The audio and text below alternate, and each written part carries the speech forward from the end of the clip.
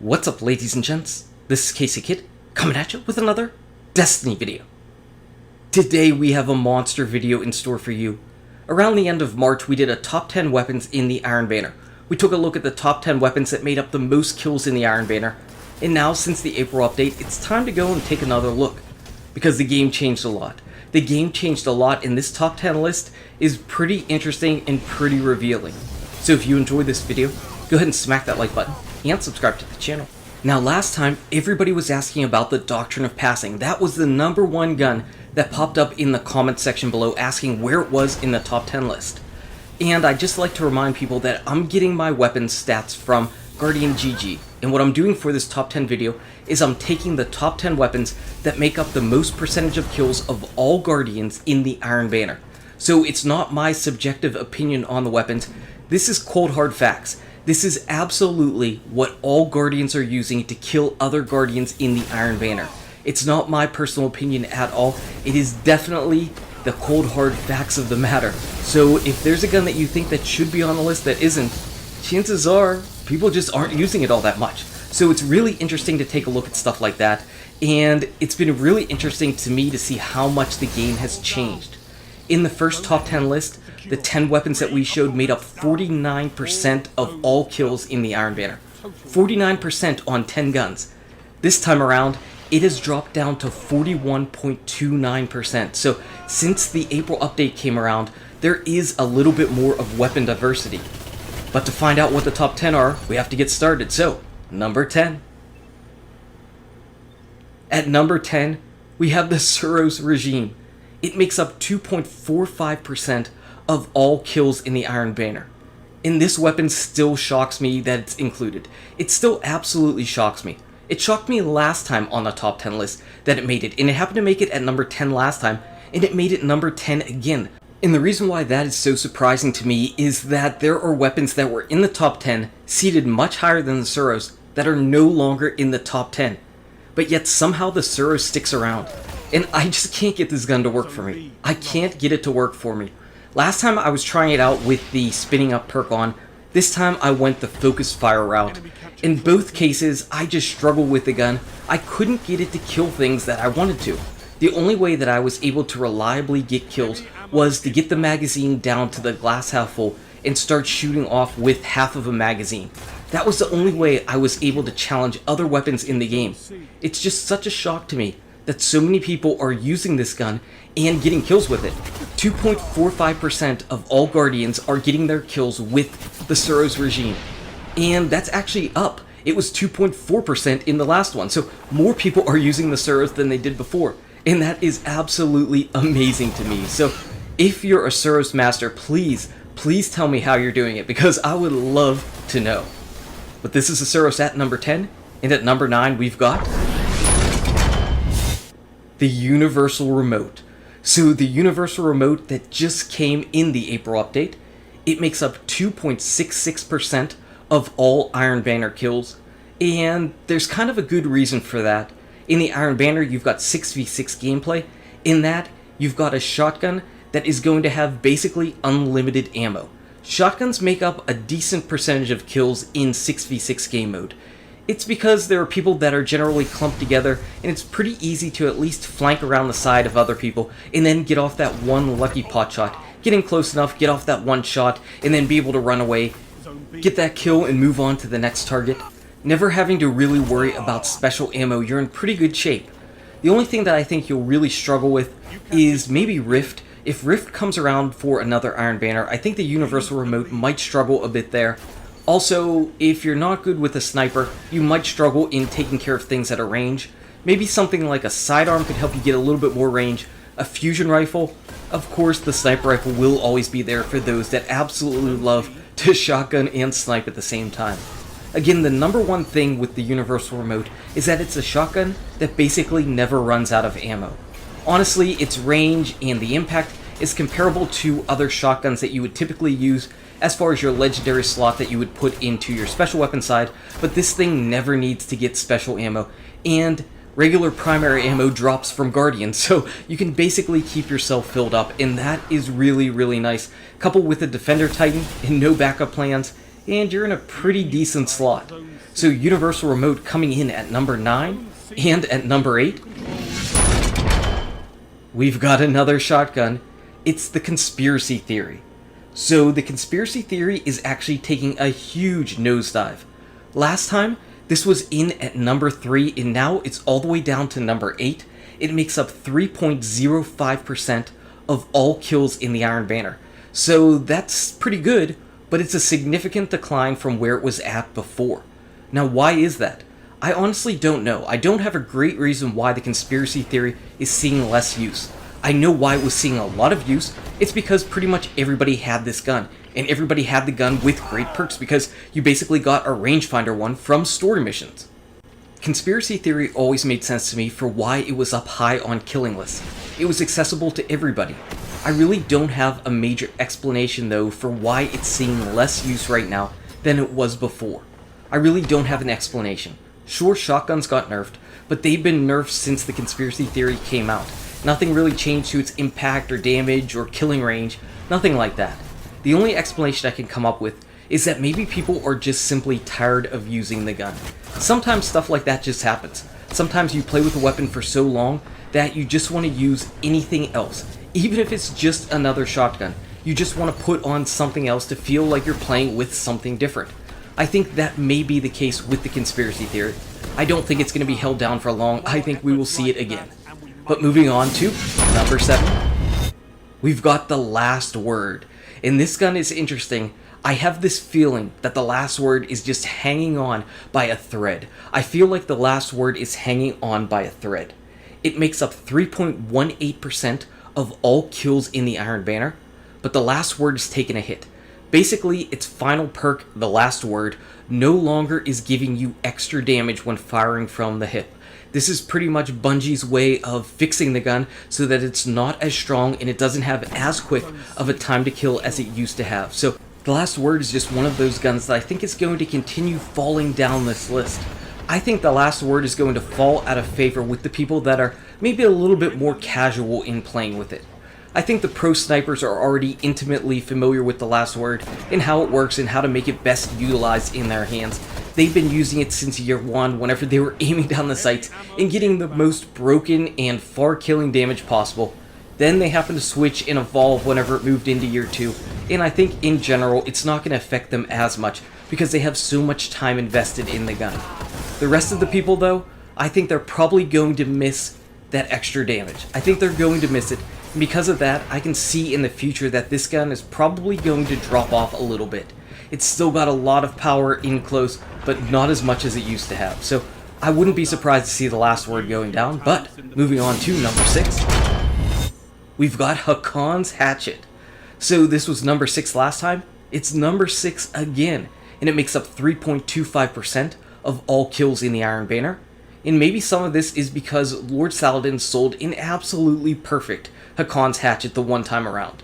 This weapon roll is amazing, and it's pretty much as perfect as you can get for an auto rifle, for pretty much any auto rifle. So thank you, Lord Saladin, for that.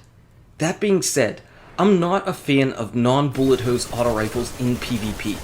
These auto rifles that are not the bullet hose variety, this Monte Carlo style, this Zalo Supercell style, this Hardlight style, they just don't have the same punch as the bullet hose variety. In the high impact type of auto rifle, forget about it. And that's where I think that Bungie has a problem. They're so focused on the bullet hose variety that they're not wondering why people aren't using the other varieties as much, and it's because they just struggle against the other style of weapons. If they continue nerfing the bullet hose variety, you're going to see 0 auto rifles in PvP because they're just not viable. They're not viable to go up against some of the other awesome killing guns in the game. And that's despite the fact that this gun, this particular hatchet, is absolutely amazing as far as its stats and rolls go. I would love to see this thing get a little bit of a boost, but right now it's sitting pretty solid at number 6, and we're going to move into our top 5 with the Party Crasher. The Party Crasher +1 is making its first appearance on the top 10 list, and it's coming in all the way at number 5. It's making up 4.14% of all kills in the Iron Banner. This is my particular Party Crasher that I got, that I use, and I like its rolls. I like life support a lot. It's got the chance for me to gain some extra special ammo on kills, so I really do like that as well. Performance bonus, not too shabby. And I was wondering why people weren't using the conspiracy theory. Apparently, people got some nice rolls on their party crasher. At least some things that made them put down their conspiracy theory and pick up this gun. So that is pretty interesting to me. This weapon was pretty popular in year 1, towards the end of year 1, so I can see why it carried over into year 2 for sure. It's got that nice range that you can at least build up, and it's got the really nice impact. So Party Crasher is definitely a solid choice to add to your arsenal. I can see why people use it. There's really not a ton of difference between this and the conspiracy theory. This thing does fire off faster, so maybe that's something that people are considering. They're thinking about the fact that they've got a gun that can now fire off a little bit faster in case they miss one of their shots. I switch pretty freely between my Party Crasher and the conspiracy theory whenever I'm using a shotgun. I do love life support on this gun. That can help out a whole lot. So the Party Crasher is making its debut at number 5. And coming in at number 4 we've got the 1,000-yard stare. You knew this gun was going to be on the list. It makes up 4.24% of all kills in the Iron Banner, and it's sitting at number 4 just like it was sitting at number 4 in the first time around. So just like the conspiracy theory, the reason the 1,000-yard stare is so popular is that everybody has this sniper rifle. Just play through the Taken King, play through the quests that you get after that, and eventually you will pick up this gun. And it's been really popular since the Taken King dropped. It was pretty much the only sniper rifle of this impact class that was available in the game, as far as at least light level relevant. Now we have the LDR, now we have the longbow, and now we have Her Fury that can all compete with it, but those are going to require some different RNG, and this you get for free. So because of that, I think we're going to continue seeing the 1,000-yard stare really high in all of these lists. Even if you get the 1,000-yard stare, and it only has the sniper scope that you want, it's still probably pretty effective. So sniper rifles are pretty customizable. Sniper scope is one of those things that pretty much makes or breaks the weapon in a lot of people's hands, or at least in their mind. So if you happen to get your 1,000-yard stare that has a really nice sniper scope, chances are it's going to work out in your favor and work out pretty well for you. What's interesting to me is that even though it's number 4 still, last time it was making up 5.68% of its kills compared to 4.24% now, so those special ammo nerfs are definitely having an effect on the Crucible. Anyway, moving on to number 3, we've got the Hawksaw. Coming in with 4.46% of kills, Hawksaw makes its debut on this list, and it makes a lot of sense. Again, just like the conspiracy theory, and just like the 1,000-yard stare, you can pick up this Hawksaw really easily, no RNG required, and it's going to have this exact roll. Pick it up from the Crucible Quartermaster. This gun is extremely strong, it is an extremely good killing machine. This is definitely one of my god roll weapons, and I had to do literally nothing. Not that I have to do a whole lot with RNG, but all I had to do was save up the legendary marks and just go and buy it. I love this gun, and I never used to like this style of pulse rifles. I used to like the slower firing. I used to really like the Hopscotch Pilgrim. Then I happen to like the Nerwin's Mercy, but now I'm getting to be a big fan of these really fast firing pulse rifles. I look forward to using the Grasp of Malak in this Iron Banner that's coming out on Tuesday, and I have a feeling we're going to see a lot of Grasp of Malaks in this Iron Banner. I have a feeling. I don't know that the Grasp will actually make it on the list, but I have a feeling we'll still be seeing the Hawksaw next time, because this weapon is so easy to get, and it's so viable as far as killing targets. You can kill from a range, and it's still pretty easy to just group up those headshots, so the Hawksaw can just fire through and melt through all the different enemies really quickly. Like I said, this is why guns like the Haakon's Hatchet are going to struggle, because you can get so many bullets out so quickly, grouped up at the head with these pulse rifles. So moving on to the number 2 gun in the Iron Banner, the Doctrine of Passing. Yes, this gun is on the list right now, but it has taken a very interesting journey for sure. The Doctrine is making up 5.1% of all kills in the Iron Banner. But what's really interesting about this is, the Doctrine of Passing Standard, the yellow version, is making up 3.85%, with the remainder by the Adept version. So that's telling me that people who have the adept version of the Doctrine aren't actually using it. It's more the people that only have the standard version that are actually taking it into the Crucible and using it. And that, to me, is just mind-blowing, because that definitely has not been the case before. So the fact that the Doctrine Adept version is not the reason why the Doctrine's up here on this list is really, really interesting to me. So the Doctrine is actually getting its nerf, you know, it received another nerf, and I'm really curious as to where it's going to sit on the list the next time. I think you're going to see a little bit of a fall off in use with this gun. For me, I take in my Arminius whenever I want an auto rifle because I've just got better rolls on it. And I'm just going to be curious if people are going to continue using the Doctrine, or if it's going to start seeing some fall off like something like the Last Word. But the Doctrine is still really strong as far as right now, and I'm sure we're going to see it a little bit in this Iron Banner.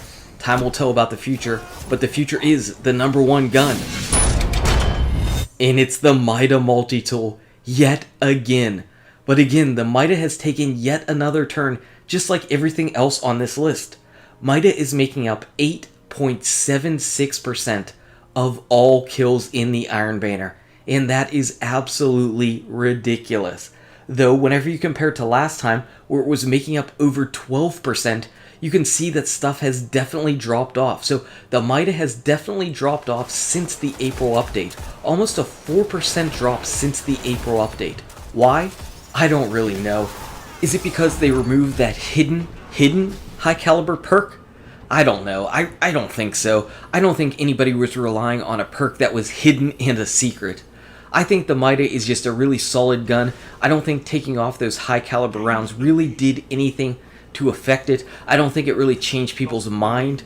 I think that other people are just trying to use some different things right now. The Mida, it's really not an OP gun. It's just really, really good at what it does. It's pretty balanced, and I think the reason why the Mida is king is because everything else in the game is just so bad and so watered down that something like the Mida that's just general and pretty much as basic as it gets, just good at doing what it does, this type of gun can just reign king when nothing else is really special and just jumping up above the crowd. The Mida just fires off quickly, and it kills in 4 bursts to the head if you can get lucky enough to get 4 headshots. But other guns in the game, they're just not able to do what the Mida does because they've been nerfed and nerfed and nerfed, and Mida's pretty much been left alone. So the Mida is the exact same gun as it was in year 1, minus that hidden perk being gone, and yet now it's just seeing this rise to dominance because everything else has been nerfed to oblivion. 8.76% of the kills don't lie though, and Mida is the king. No heavy weapons on this list. No heavy weapons on the top 10 list this time. Were there any surprises for you? Definitely some eye-opening stuff for me. Anyway, guys and gals, thank you so much for watching. If you enjoyed this video, smack that like button and subscribe to the channel. Check out these awesome videos. Good luck with your raids, your drops, your Iron Banner, and I'll see you around in Destiny. Top 10 2. Success.